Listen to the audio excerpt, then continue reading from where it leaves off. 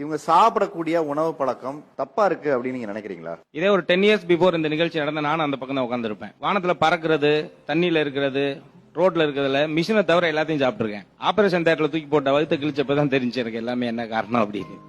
Apprentice வந்துச்சு, kidney stone வந்துச்சு. நம்ம உடம்புக்குள்ளேயே காத்து, தண்ணி, சாப்பாடு இது 3 தான் உள்ள போயிட்டு வெளியில வர்றது. இது 3 கரெக்டா உள்ள போயிட்டு வெளியில வந்துச்சுன்னா பிரச்சனையே கிடையாது. உள்ள போய் ஸ்டக் ஆகி நிக்கிற இடத்துல தான் பிரச்சனையும். இவங்க நினைக்கிறாங்க நம்ம எப்ப வேணா சாப்பிடலாம், என்ன வேணா சாப்பிடலாம் அப்படின்னு. ஒரு அறிவு உள்ள செடி கொடிதான் அது இந்த தகவமைப்புல இந்த நிலப்பகுதியில இங்கதான் வளரணும்னா அது அங்கதான் வளரும். பிச்சாவரம் காட்டுல இருக்க ஒரு செடியை கொண்டு வந்து நம்ம தரையில நம்ம ஊருக்குள்ள ஊண்டி வச்சோம்னா முளைக்காது. அதே மாதிரி இங்க இருக்க தென்னை மரத்தை கொண்டு போய் பிச்சாவரம் காட்டுல உண்ணா முளைக்காது. ஒரு அறிவு இருக்க செடியே அந்த தகவமைப்புல இருக்க உணவு தான் சாப்பிட்டு வளருது. நம்மளுக்கு இருக்கு நம்மளுடைய பாரம்பரியம். அப்ப நம்ம சைனாவில பிறந்திருந்தோம்னா அந்த உணவு சாப்பிடலாம், பர்மாவில பிறந்திருந்தோம்னா தம்பி சொன்ன மாதிரி பர்மா உணவு சாப்பிடலாம். நம்ம ஊர்ல நம்ம கிளைமேட்டுக்கு நம்ம என்ன உணவு சாப்பிடணுமோ அதைத்தான் நம்ம சாப்பிடணும். அன்னைக்கு எங்க பாட்டி சொல்லுவாங்க, தோட்டத்துக்கு வேலைக்கு போன இடத்துல குழந்தைய பெற்று தூக்கிட்டு வந்திருக்காங்க. அன்னைக்கெல்லாம் வந்து எந்த ஒரு இரும்பு சத்து குறைபாடு இல்ல, ஏன்னா அவங்க சாப்பிட்டது இரும்பு சோளம்.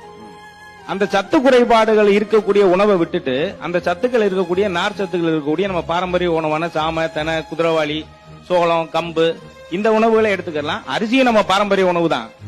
தஞ்சாவூர்ல பார்லியும் கோதுமை விளைஞ்சிச்சு, அன்னைக்கு இருந்த அரிசி இருந்ததுதான். இந்த மாதிரியான உணவுகளை கரெக்டான நேரத்தை எடுத்துக்கணும். நம்ம உடம்பு நம்ம கிட்ட பேசும் சார்.